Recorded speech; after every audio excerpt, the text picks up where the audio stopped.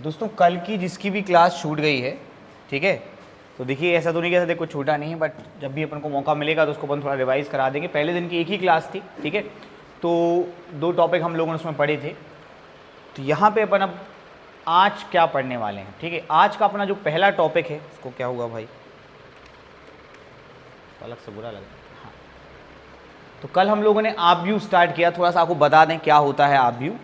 देखिए अभी आप सिंपली समझिए, कल तो मैंने काफ़ी कुछ बताया था आप व्यू के बारे में। आप सिंपली समझिए इस प्रकार से बुक्स अरेंज हैं रोज में और कॉलम में, 3 पंक्तियां लगी हैं, 1 2 3 और कॉलम। कॉलम को हिंदी में स्तंभ बोलते हैं, पहला कॉलम, दूसरा कॉलम, तीसरा कॉलम, चौथा, पांचवा, छठवां, ठीक है। हम चीज़ों को ऐसे क्यों जमाते हैं, ताकि हम एग्जैक्ट बता पाएं कौन सी चीज़ कहाँ पे। मैं कोई एग्जांपल देता हूँ, प्रायोगिक रसायन विज्ञान की किताब जो है वो दूसरी पंक्ति में है, बोलो है कि नहीं। पहला, दूसरा, तीसरा, चौथा, पांचवा, दूसरी पंक्ति का 5वां कॉलम है। तो आज अपन इसका एक नाम रखेंगे, इसका नाम रखेंगे टू क्यों, दूसरी पंक्ति में पहला, दूसरा, तीसरा, चौथा, पांचवा, 5, A25। समझ गए ना। इस A25 में अगर अपन इसका नाम आपसे पूछें तो क्या आएगा, A21 या A21। याद रखना पहले कौन सी रो में है, फिर कौन से कॉलम, इसका बताएंगे आप। A32,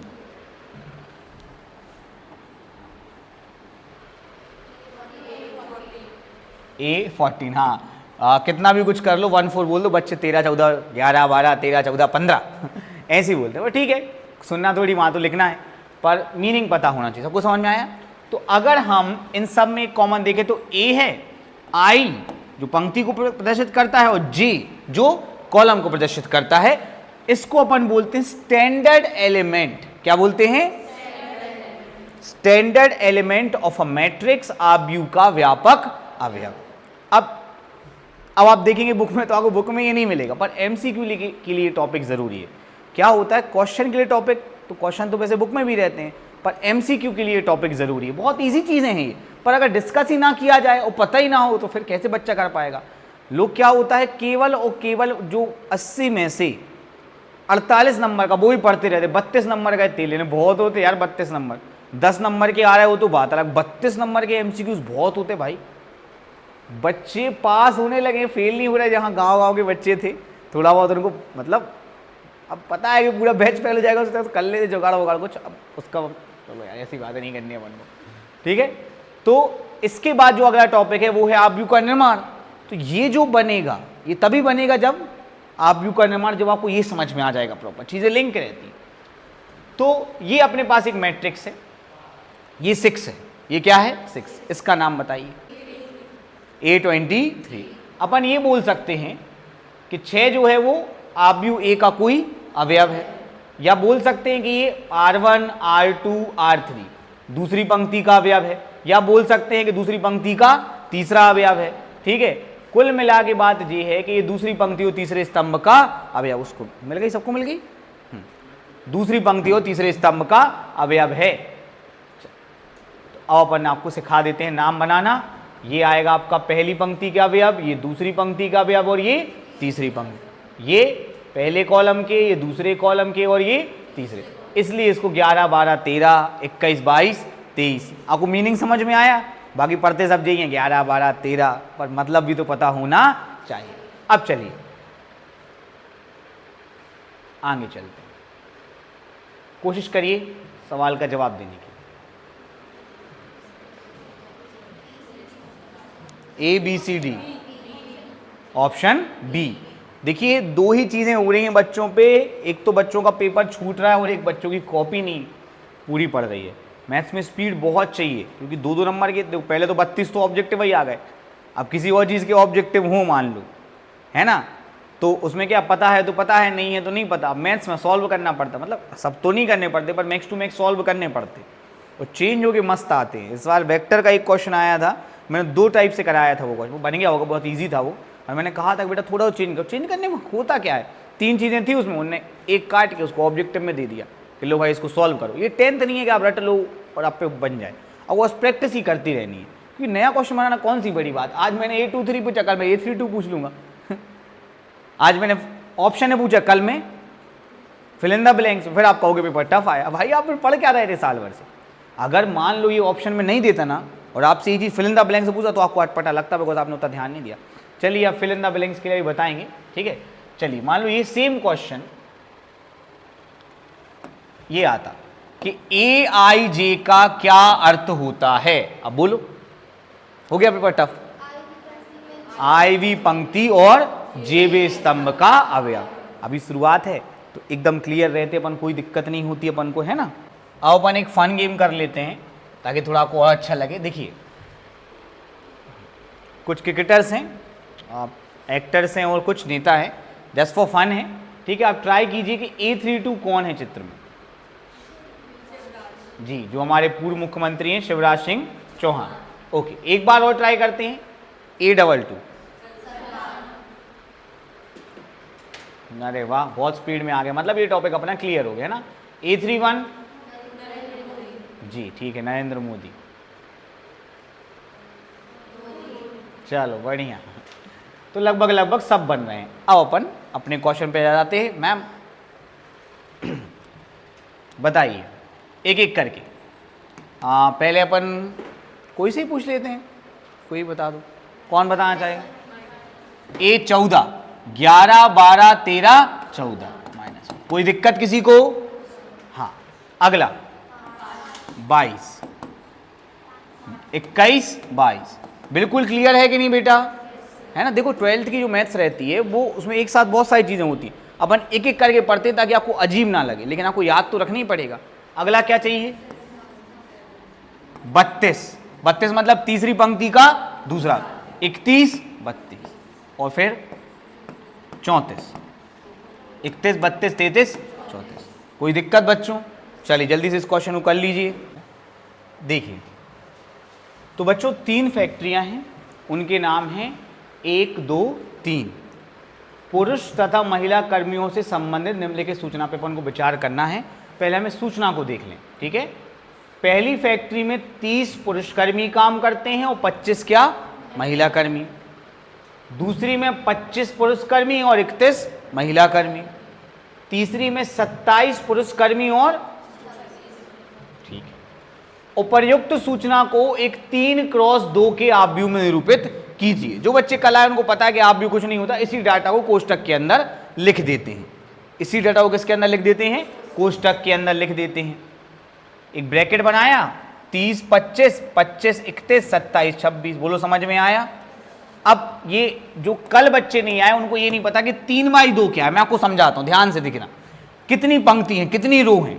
1 रो, 2 रो, 3 रो। कितनी रो हो गई? 3 रो। माने क्या? क्षैतिज लाइन है। पंक्ति की परिभाषा आ गई तो हवा निकल जाएगी। याद रखना, 4 MCQs भी आ जाते हैं यहाँ से। कर पंक्ति क्या होती है? पिछली बार अभी इस साल 2025 में आदेश आव्यूह क्या होता है? लो पढ़ के जाओ तो बनेगा। हर चैप्टर की अलग अलग डिमांड होती है। चैप्टर एक थ्योरेटिकल चैप्टर है। अब देखो कल कितनी सारी चीजें पढ़ी थी अपन ने, अभी फिर कल ही जो प्रश्नावली पढ़ेंगे उसमें ये आव्यूह वो आव्यूह।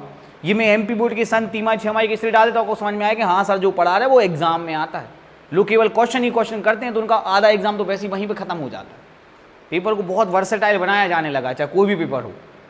एक चीज नहीं भर रहा है, डेरिवेशन डेरिवेशन डेरिवेशन या क्वेश्चन ही क्वेश्चन क्वेश्चन सब दे रहे, ताकि बच्चे को देखें ओवरऑल पूरा पढ़ा है कि नहीं। हटाओ, 3 पंक्ति हो गई, स्तंभ 1, 2, इसलिए इसको क्या बोलेंगे? 3/2। क्या बोलेंगे? मान लो पेपर में लिखा आता कि 3/2 नहीं 2/3, क्या? तो फिर अपन इसको ऐसा बनाते आड़ा, फिर अपन ये लिखते 30, 25, 27। बोलो हाँ या ना? फिर 25, 31, 26। बोलो समझ में आया? 2 पंक्ति, पहली पंक्ति दूसरी पंक्ति, 1, 2, 3 स्तंभ, 2/3। एकदम क्लियर हो गया। पर मैंने 3/2 ही बोला। अब यही चीज मोनी पेपर में 3/2 की जगह क्या आ गई? 2/3। बच्चा कोई नहीं कर पा, रट के जाता है जो पढ़ के जाता है, क्योंकि हम पढ़ाई नहीं करते, खुद को चैलेंज ही नहीं करते। हम करेंगे, लेकिन इस बात चले हम कोशिश करेंगे कि टेस्ट में हमेशा क्वेश्चन थोड़ा सा चेंज करके दें। अब बच्चे पूछेंगे, ये अपना काम हो गया, इसके बाद क्या लिखा है? तीसरी पंक्ति और दूसरे स्तंभ वाली प्रविष्टि क्या प्रकट करती है? कौन सी पंक्ति? जल्दी बताओ, आवाज नहीं आ रही, जल्दी बताओ। और स्तंभ कौन सा? बोलो कौन है, बोलो कौन है? अरे यार बन नहीं रहा है। 11, 12, 21, 22, 31, 32, 26 क्या प्रकट करता है? ये 26 क्या प्रकट करता है? महिला कर्मियों की संख्या। कौन सी फैक्ट्री में? तो तीसरी पंक्ति और दूसरे स्तंभ वाली प्रविष्टि जो कि क्या है? 26 है, वो महिला कर्मियों की संख्या या तीसरी फैक्ट्री में काम करने वाली महिला कर्मियों की संख्या को व्यक्त करती है। अभी लाइन लिखना आना चाहिए। लोग हाँ हाँ तो कर देते हैं, पर बोलना अलग होता है और लिखना अलग होता है। अब आप मुझे बताइए कि पहली पंक्ति और पहले स्तंभ वाली प्रविष्टि क्या प्रविष्ट करती है? पहली पंक्ति और पहला स्तंभ 30 क्या प्रदर्शित करता है? पहली फैक्ट्री में पुरुष कर्मियों की संख्या। अब आप बताओ, क्या इतना भी चेंज नहीं करेंगे परी? फिर 12th का मतलब ही क्या है यार? तो आपको हर चीज़ के लिए मेंटली क्या लेना है? तैयार। और तैयार अब कब रहेंगे? जब आप टेस्ट को सीरियसली लेंगे, पढ़ाई करके आएंगे और हमेशा अपने मन सोचेंगे चेंज हो सकता है। ना हो तो अच्छी बात चेंज, पर ये मन में हमेशा बना के रखो कि चेंज होगा। अपन 11th में टेस्ट हमेशा ईजी बनाए, लेकिन 12th में थोड़े थोड़े स्टार्टिंग से ही टफ बनाएंगे, बुरा लगे भला लगे। हम तो ये कहते हैं अगर वो पूरे नंबर आ रहे तो चिंता का विषय है, पूरे कहीं से आ रहे, तो थोड़ा बहुत ऐसा अपन को अब धीरे धीरे घुमाना है। ये मेरी भी जिम्मेदारी और अपनी भी जिम्मेदारी। अच्छा, तो अब अपन इसका आंसर लिख लेते हैं। तीसरे पंक्ति और दूसरे स्तंभ वाली प्रविष्टि, इसको हम जनरली क्या बोलते हैं?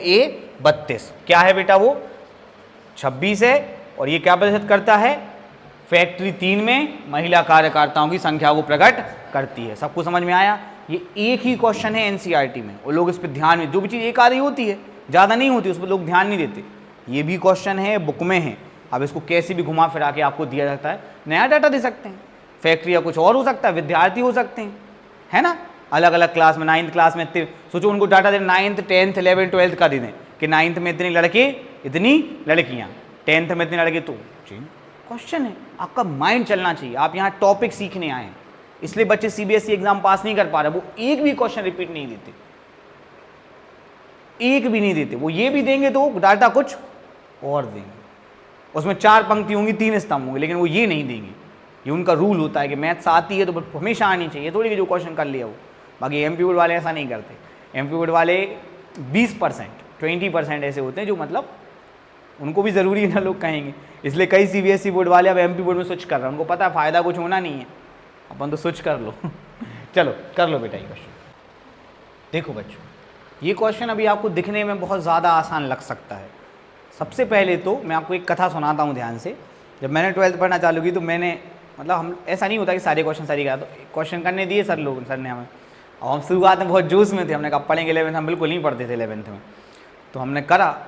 अब इसमें क्या होता है, 4-5-6 चीज़ें होती, एक नहीं वो गलत हो जाए यार, तो बुरा। जब आंसर मिला हो तो गलत हो गया, वो एक गलत चाहे 2 गलत हो, तो 2 का तो है ही वो क्वेश्चन गलत, आप भी निकाला निकल गए। तो हमको यार बड़ा बुरा लगा। उस दिन हमको रियलाइज़ हुआ कि अगर हम लगातार नहीं पढ़ते हैं तो अपन से गलती होती है। लोग कहते हैं ना हमने किया था सही, लेकिन वो हमसे क्या पता कैसे प्लस का माइनस हो गया, कैसे हमने गलत मान। कॉन्सेंट्रेशन की बात होती है। किसकी बात होती है? कॉन्सेंट्रेशन। अगर हम खुद से सवाल करें तो हमसे गलत नहीं होता। कई बार क्लास हम बातें कर करके सवाल करते तो हमसे गलत, हमसे भी गलत हो जाता है। तो अब आप पहले ध्यान दो, कितने बाई कितने का बनाना है? 3/2 का। और अवयव वहां पे दिया है, इसको व्यापक अवयव बोलते हैं। क्या बोलते हैं?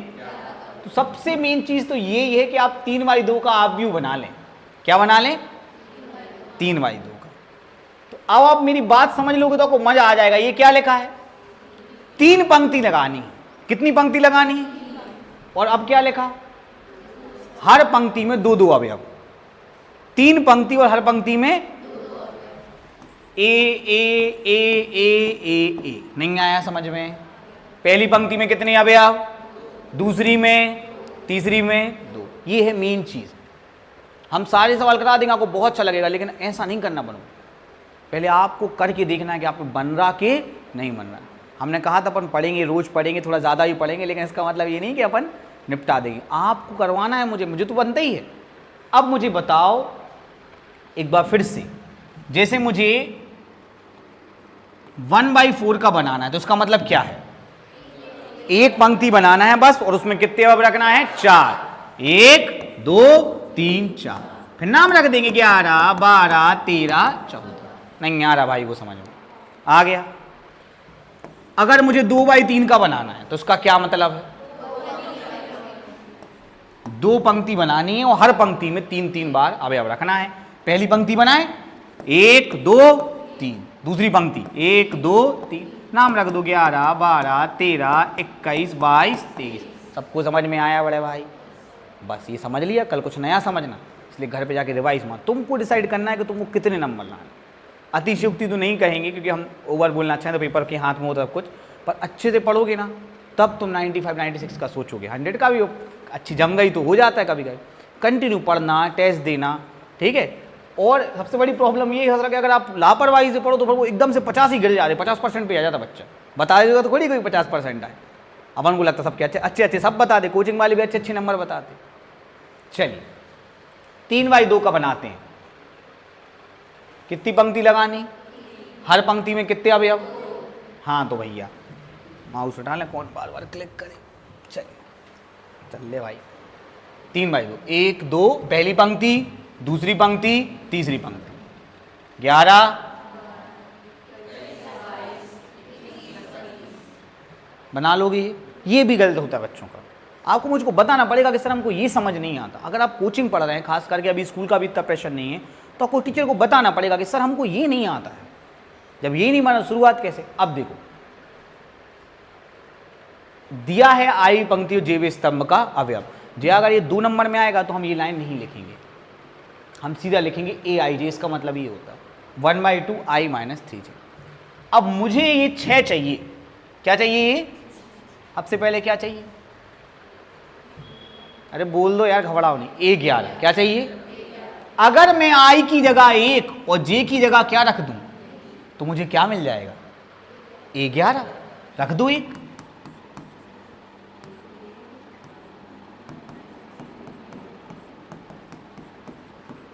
भैया बोलने के पैसे नहीं लग रहे। 3 1 कम 3, 3 में से 1 गए, लेकिन -2 का जब मॉड लेते हैं 1/2 बढ़ते गए 2, कितना आ गया? 1। नहीं आया समझ में? अब खत्म हो गया सवाल। अब क्या निकालना है? 12। ए 12 कैसे निकालेंगे भाई साहब?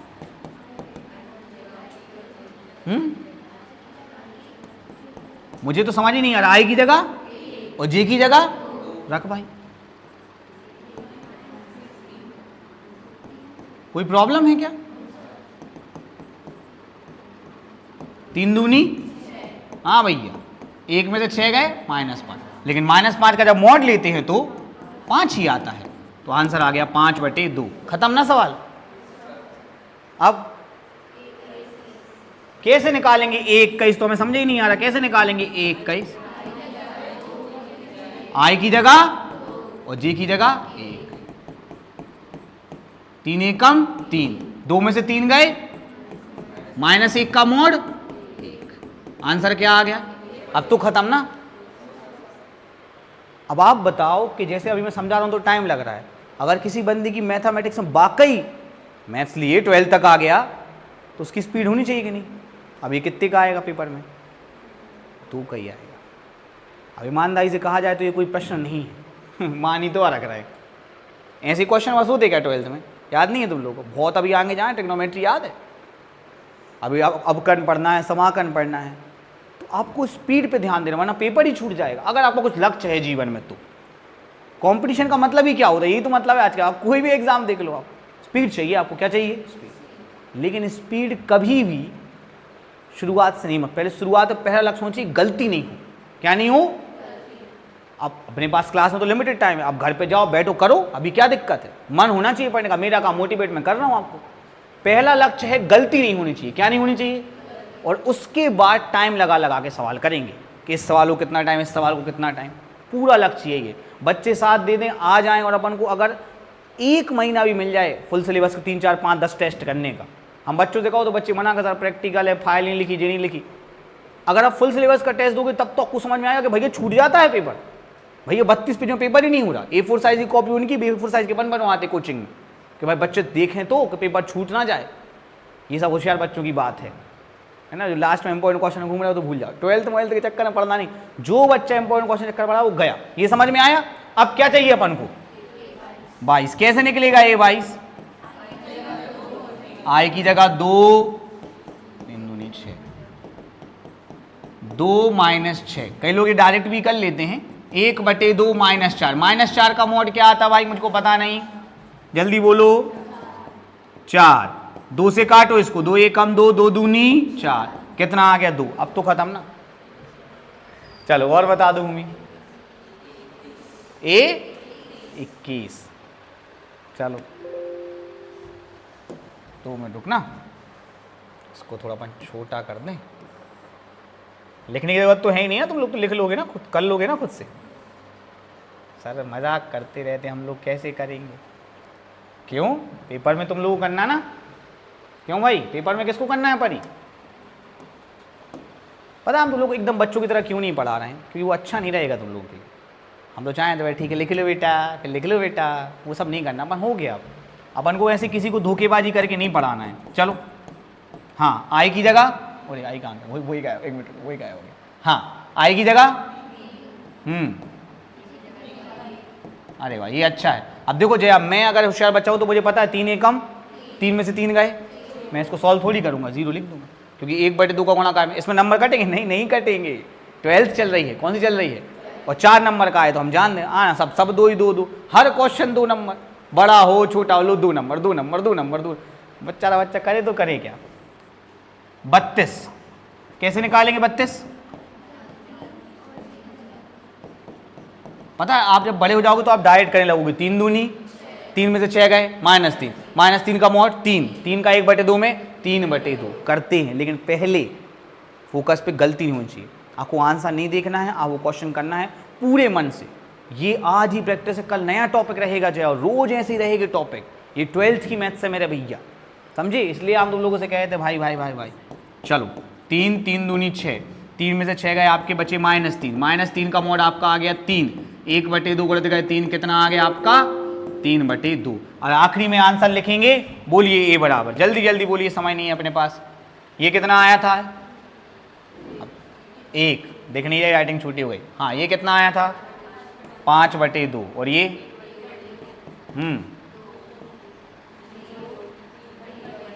समझ में आया? तो कौन कौन है जो अभी क्वेश्चन बिना देखे कर लेगा? करो यार, ट्राई करो। अभी तो क्या है ना, रोज टेस्ट नहीं ले सकते, लेकिन रोज अपन बच्चों को क्वेश्चन करने दे सकते हैं। क्यों?